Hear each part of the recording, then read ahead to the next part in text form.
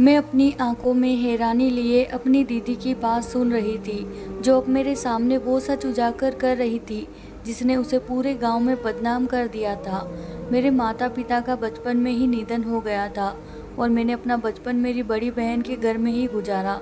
मेरी दीदी और जीजाजी दोनों ही काले थे और इसी तरह उनके सभी बच्चे ही गहरे रंग वाले थे, लेकिन सबसे आखिरी में उनको एक बेटी हुई जो अपने बहन भाइयों से सबसे अलग थी। वो सफ़ेद रंग की गुड़िया रुई का फूल लगती थी, जो इस पूरे परिवार से अलग थी।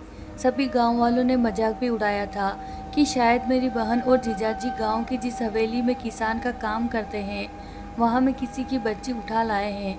मेरी दीदी और जीजाजी ने पूरी ज़िंदगी इस बात का कोई जवाब नहीं दिया और हमेशा कहा कि ये हमारी ही बेटी है, लेकिन वो इस बच्ची को अपने बाकी बच्चों से ज़्यादा प्यार किया करते थे। इसके कपड़े भी बाकी बच्चों से अच्छे होते। मेरी बहन भी उससे इस तरह के काम नहीं करवाती थी जिस तरह हम सब करते थे। मैं अक्सर सोचती रहती थी कि ऐसा क्या है इस बच्ची में जो मेरी दीदी इसका इतना ख्याल रखती है। यहाँ तक कि अगर वो बच्ची मिट्टी में भी खेलती है तो वो तुरंत उसे उठा लेती है और पूरे दिन उसे नहीं उतारती थी। मेरी दीदी अक्सर अपनी उस बच्ची को हवेली भी लेकर जाती थी, जबकि वहाँ बाकी बच्चों को आने की इजाज़त नहीं थी।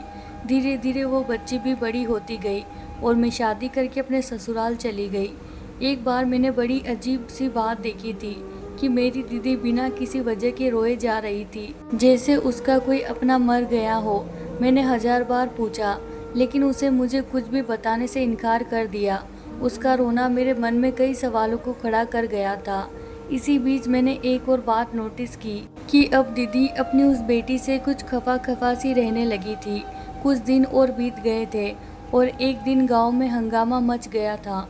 मुझे पता चला कि मेरी बहन की वही बेटी घर से भाग गई है। सारा गांव ची तू कर रहा था। सब यही कह रहे थे कि जिस बच्ची को आज तक गर्व से पाला था, वही आज मुंह काला करके भाग गई। जैसे ही ये खबर मेरे कानों तक पहुंची, वैसे ही मैं दौड़ी दौड़ी दीदी के घर पहुंच गई थी, जहां वो लगातार रो रही थी और गीता को याद कर रही थी।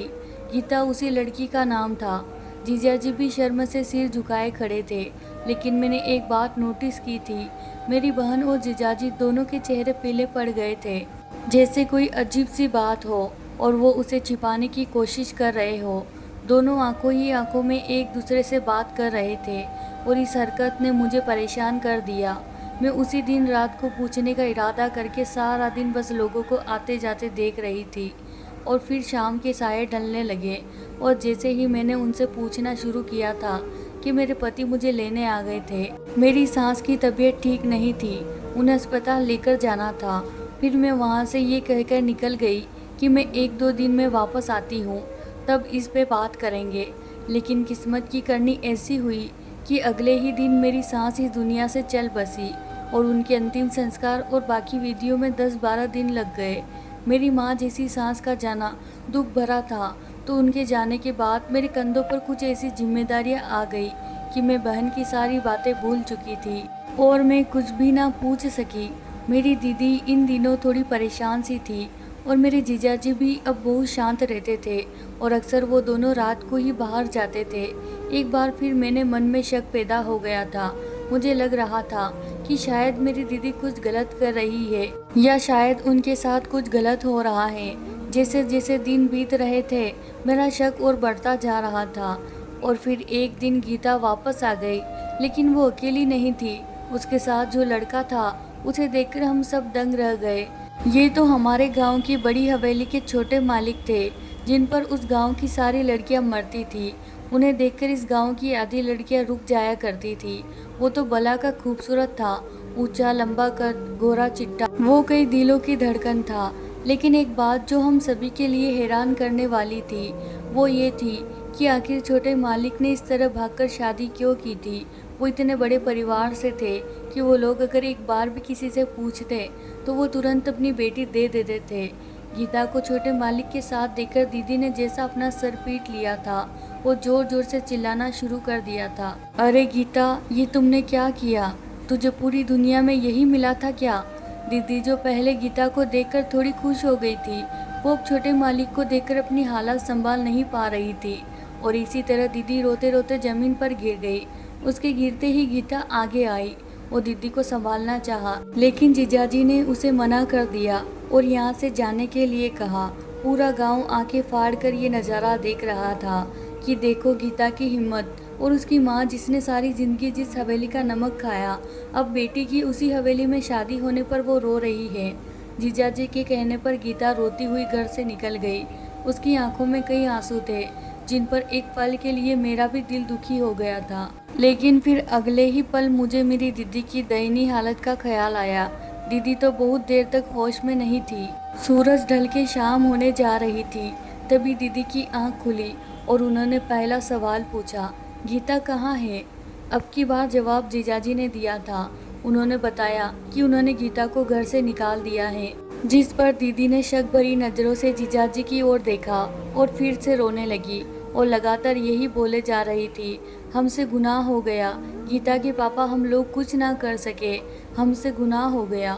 बल्कि ये गुनाह ही नहीं है, हमने बहुत बड़ा पाप कर दिया है। ऐसी ही बातें करते करते दीदी फिर से सो गई और मेरा दिमाग वहीं अटका था कि आखिर मेरी दीदी से ऐसा कौन सा गुनाह हुआ है जिस पर वो इस तरह से रो रही है। मैं उस रात अपने पति से परमिशन लेकर दीदी के घर ही रुक गई थी ताकि अपनी दीदी से पूरी सच्चाई जान सकूं, क्योंकि मेरी छठी इंद्री कह रही थी कि मेरी दीदी सबसे कुछ न कुछ तो ज़रूर छुपा रही है।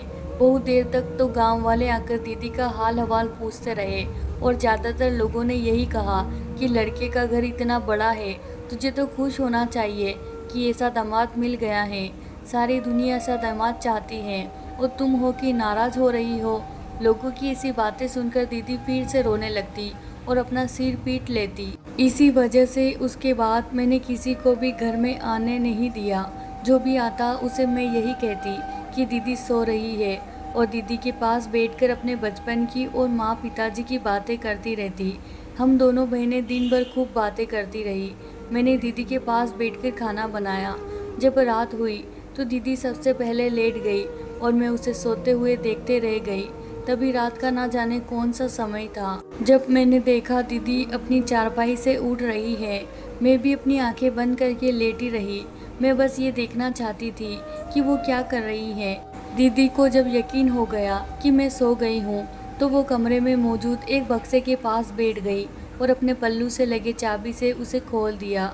मुझे अचानक याद आया कि दीदी ने कभी ये बक्सा खोलने ही नहीं दिया था। मैं अब उठकर बैठ गई थी, लेकिन अब दीदी का ध्यान मेरी तरफ से हट चुका था।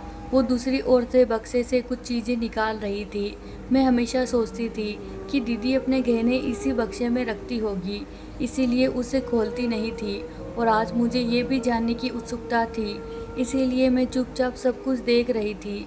दीदी एक एक करके सामान निकालने लगी थी और मैं उन चीज़ों को देखकर चौंक गई। सबसे पहले कुछ कपड़े थे जो एक बहुत ही छोटे से बच्चे के थे। उसके बाद कपड़ों का साइज़ बड़ा होता गया, वो सब लड़कियों के कपड़े थे। उसके बाद दीदी ने खिलौने निकालने शुरू कर दिए, कुछ प्लास्टिक के तो कुछ मिट्टी के थे। उसके बाद तस्वीरों की बारी आई। एक एक करके वहाँ ढेर सारी तस्वीरें हो गई थी। मैंने अपने दिमाग पर जोर डाला था तो देखा कि उनमें से कुछ कपड़े गीता के थे जो बचपन से अब तक वो पहनती आ रही थी, और कुछ खिलौने भी उसी के थे। लेकिन बाकी के कपड़े और खिलौने तो मैंने गीता के पास कभी नहीं देखे थे। उसके बाद दीदी ने तस्वीरें देखना शुरू किया तो शुरू की तस्वीरें थी वो गीता की थी, लेकिन उसके बाद उनमें और एक तस्वीर जुड़ गई थी। मैं इतनी दूर नहीं बैठी थी कि उनका चेहरा ना देख सकूं, लेकिन फिर भी वो दूसरा चेहरा जो एक लड़की का था वो मेरी पहचान में नहीं आ रहा था, लेकिन उसकी शक्ल मेरी बहन और जीजाजी से काफ़ी मिल रही थी। और ख़ास बात ये थी कि उसका रंग भी सांवला सा था जैसे दीदी के बाकी बच्चों का था। दीदी ने अपना दुपट्टा सामने ज़मीन पर रखा और एक एक करके सारा सामान उस पर रखना शुरू कर दिया। साथ साथ चूमती जाती और फिर रोती जाती और फिर एक गठरी बना ली इससे पहले कि वो उठती। मैं तुरंत वापस लेट गई। मैं देखना चाहती थी कि दीदी कहाँ जाती है। उसने गठरी उठाई और आंगन पार कर गई जिसमें सभी लोग चारपाई बिछाकर सो रहे थे। आंगन के बाहर जाकर दीदी ने वो गठरी जमीन पर रख दी और उस पर मिट्टी का तेल डाल दिया। इसके पहले वो सभी चीज़ों को आग लगा देती। मैं तुरंत आगे बढ़ी और उसका हाथ पकड़ लिया। मुझे देखकर दीदी की हवाइयाँ उड़ चुकी थी। मैंने वो गठरी उठाई और दीदी को साथ लेकर अंदर आ गई। उसे चारपाई पर बिठाया, उसके हाथ में पानी का गिलास थमा दिया। दीदी अब सिर झुकाए बैठी थी, मानो जैसे उसका कोई राज पकड़ लिया गया हो।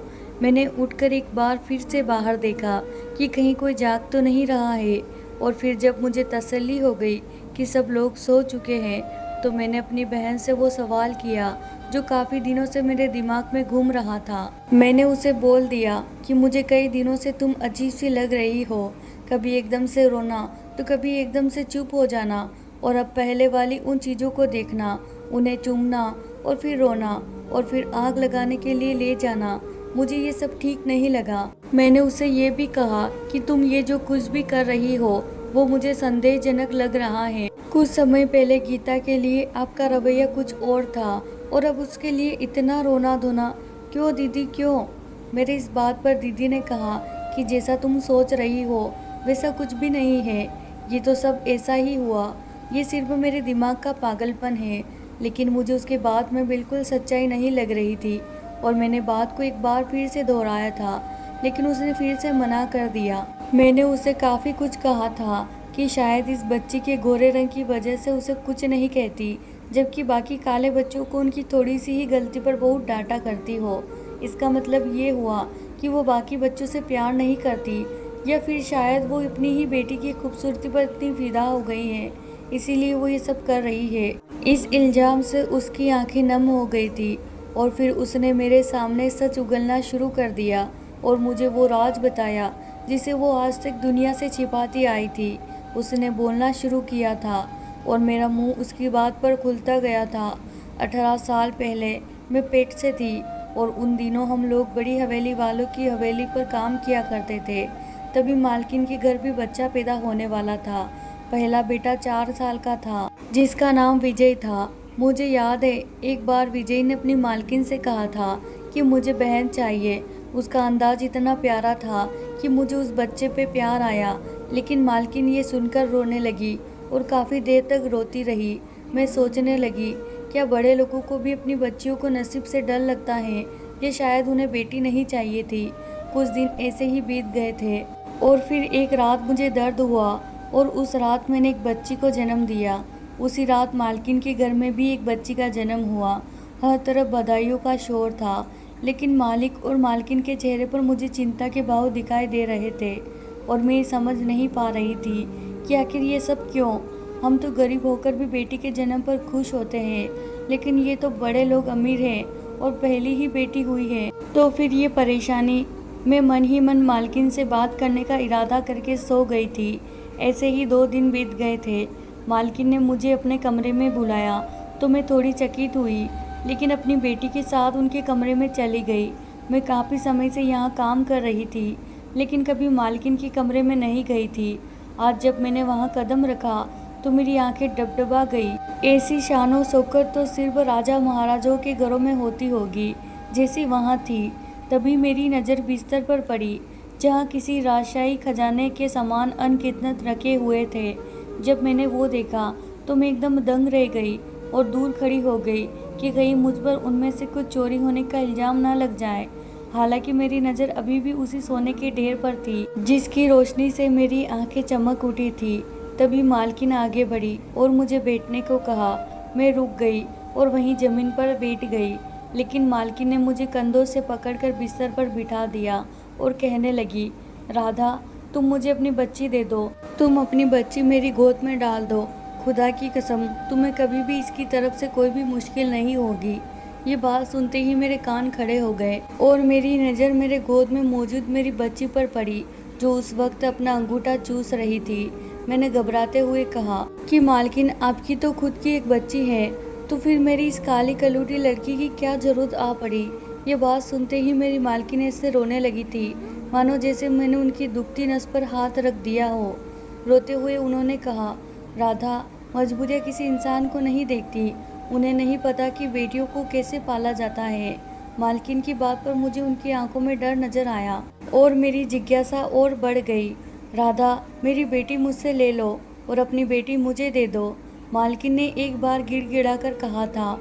अब इससे पहले कि मैं कुछ कह पाती, वो ही मेरे पैरों पर गिरी थी। और मेरे पाँव पकड़ लिए थे। इतने बड़े महल की मालकिन को मेरे पैरों पर गिरता देख मैं हैरान रह गई थी। मैंने तुरंत उन्हें उठाकर ऊपर बिठा दिया, लेकिन उन्हें कैसे दिलासा दे दूं, मेरे कुछ भी समझ में नहीं आ रहा था। उन्होंने कहना शुरू कर दिया था कि राधा, मैं तुम्हारी बेटी की शादी ऐसे खानदान में करूँगी कि तुम्हारा सारा खानदान सुखी हो जाएगा। मैं तुम्हारे सभी लड़के को विदेश भिजवा दूंगी।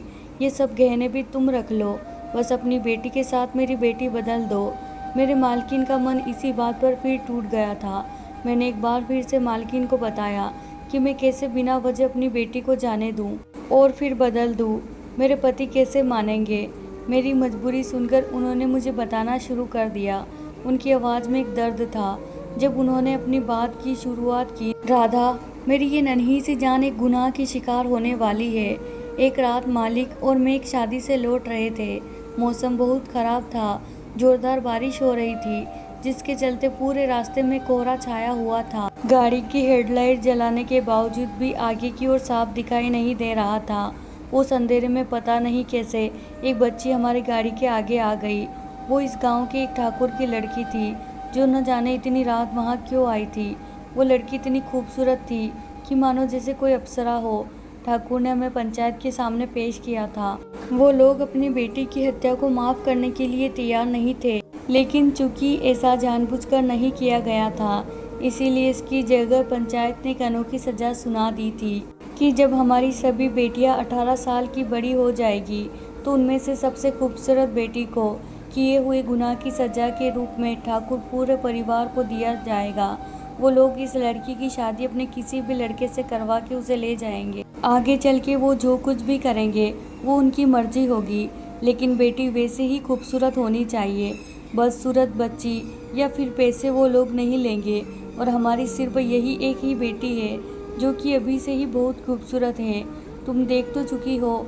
ये कहते हुए उन्होंने अपनी बच्ची मेरे सामने की थी। वो ऐसे लग रही थी जैसे कोई चांद का टुकड़ा हो। तो इसका मतलब ये था कि इसे ठाकुर के घर जाना था। मैंने अपनी बेटी की तरफ देखा था और मैं तुरंत समझ गई थी कि मालकिन क्यों सिर्फ मेरी ही बच्ची मांग रही है। मेरे इस बेटी का रंग भी बाकियों की तरह काला था। दूसरा, इसका चेहरा भी बहुत सामान्य था। मेरे सामने वो सब सुख सुविधाएं थी जो मुझे मालकिन ने देने का वादा किया था। मेरे बेटों का भविष्य और मेरी बेटी की ज़िंदगी सब मेरे नज़रों के सामने घूमने लगे थे और मैं लड़कियां बदलने को तैयार हो गई, जिस पर मालकिन का चेहरा ऐसा खिला था जैसे किसी ने उसे ज़िंदगी का परवाना दे दिया हो। मालकिन ने मेरी झोली में बहुत सारे गहने डाल दिए और वही अपनी बच्ची को भी मेरी झोली में डाल दिया और नतीजा बच्ची को पकड़कर पटपटा चुमा था। लेकिन वो बच्ची इतनी नाजुक गुड़िया जैसी थी कि मैं उसे देखकर चूम भी ना सकी थी। मालकिन ने मुझसे कहा था कि मैं अक्सर इस बच्ची को लेकर आया करूं और इस तरह वो अपनी बच्ची को भी देख लिया करेगी, लेकिन हम बच्चियों को कभी ये नहीं बताएंगे कि वे कौन हैं। जब दोनों लड़कियां बड़ी हो जाएगी और इनकी शादियां हो जाएगी तब हकीकत बता देंगे। मालकिन की इन बातों से भला मुझे क्या परेशानी हो सकती थी। मैंने भी तुरंत हाँ कह दिया और अपने पति को भी जैसे तैसे करके मना लिया और इस तरह हमारे गरीब घर में एक राजकुमारी आ गई थी और हमारी बेटी वहाँ महलों में ज़िंदगी जी रही थी। मैं अक्सर वहाँ जाकर उसे देखती और कभी कभी उसकी तस्वीरें और छोटे छोटे कपड़े छुपा कर ले आती थी। उन्हें देखकर मुझे लगता था कि यही मेरी बच्ची है। जैसा कि तय हुआ था, मैं गीता को भी महल में लेकर जाती थी। वो वहाँ जाकर विजय के साथ खेलती रहती और मैं भी उसे खेलने देती, क्योंकि मुझे लगता था कि उन दोनों के बीच घनिष्ठता होगी। ऐसे ही कई दिन बीत गए और हमारी बच्चियाँ अब बड़ी होती गई। गीता और रीना दोनों 18 साल की हो चुकी थी। ठाकुर ने जो सजा के तौर पर तय किया हुआ था उसके बारे में मांग की थी और वे रीना को देखने वहाँ आ गए थे। फिर वही हुआ जो मालकिन ने कहा था। वो लोग रीना को साथ में लेकर नहीं गए थे। उनको बदले में खूबसूरत लड़की चाहिए थी, काली गलूटी लड़की नहीं। और ना ही वो लोग एक फूटी कौड़ी भी लेकर गए। इस बात से मैं भी हैरान थी, लेकिन हम सभी को इस बात का जवाब 3 दिन बाद मिला था, जब रीना अपने कमरे में मृत पाई गई थी। वो लोग खून का बदला खून से ले चुके थे। बेटी बदसूरत थी तो क्या हुआ, बेटी तो थी। उस दिन मालकिन भी बहुत रोई थी। आखिर उसने ही तो रीना को पाला था और मैं भी इस दुख में रो रही थी कि मैं अपनी बेटी को कभी ठीक से गले भी ना लगा पाई थी। कुछ दिन और बीत गए थे कि एक और भूचाल आया था। गीता ने मुझे और राजेश को विजय के साथ शादी करने के बारे में कहा था। इस पर हम दोनों ने तुरंत मना कर दिया था। आखिर हम दोनों उसकी शादी उसके सगे भाई से कैसे करवा सकते थे? ये तो बहुत बड़ा पाप था जो गीता हमें करने के लिए कह रही थी। हम दोनों बहुत परेशान थे कि इस समस्या से कैसे छुटकारा पाया जाए। अभी हम यही सोच विचार में थे कि गीता घर से भाग गई। हमारे सारे किए कराए पे पानी फिर गया था। इस बच्ची की ज़िंदगी बचाने के लिए हमने अपनी बेटी खो दी और ये हमारा ही मुंह काला करके चली गई। आज जब वह अपने पति के साथ आई है तो मैं ये कैसे देख सकती थी कि वो अपने भाई की बीवी है। दीदी मुझे सब कुछ बता चुकी थी और अब वो फूट फूट कर रोने लगी थी। मैं हैरानी से सब सुन रही थी कि हमें कभी भी कुछ कैसे पता नहीं चला। दीदी के दर्द और उनके दुख को सोचकर मेरी आंखों से कई आंसू निकल पड़े और मैंने दीदी को गले लगा लिया। अगले दिन सुबह सुबह दीदी और जीजाजी हवेली पर जाने के लिए तैयार हुए।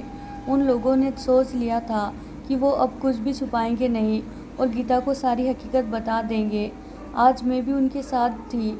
जब हम हवेली पहुँचे तो सामने ही मालकिन नज़र आ गई जो मालिक को चाय दे रही थी।